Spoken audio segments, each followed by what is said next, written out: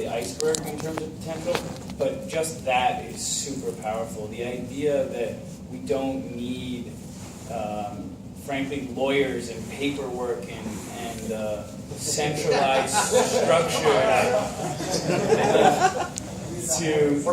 to transfer ownership, and that it's as easy as sending an email, and that we can use it to digitize content and transfer and potentially change the way that artists monetize their content and engage with their fans. That's something that we're interested in working on.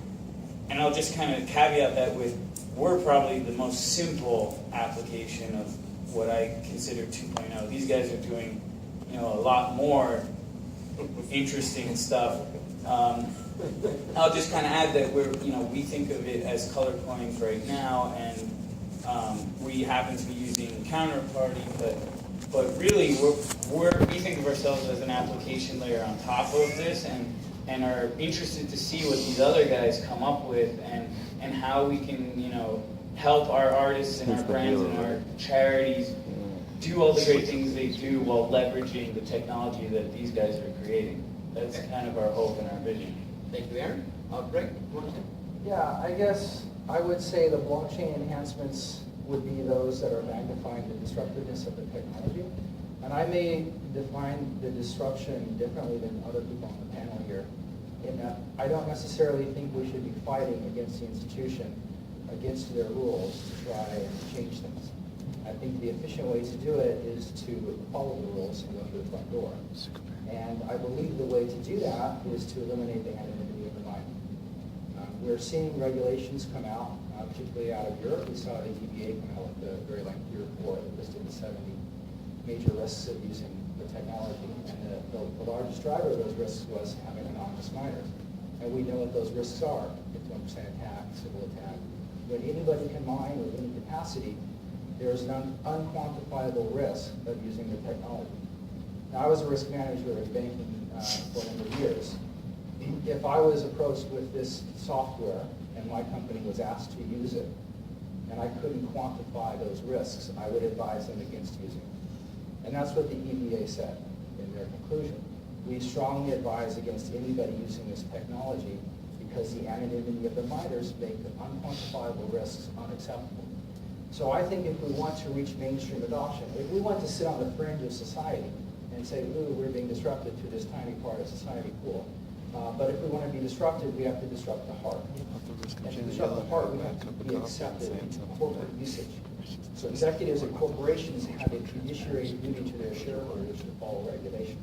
They can't, like the individual who is the sole proprietor of their person, go against those regulations. So we need to eliminate the anonymity of miners. And I think one way to do that is to start with something like, although I'm not involved with Stellar, I think Stellar is very cheap because you have to have proof of identity.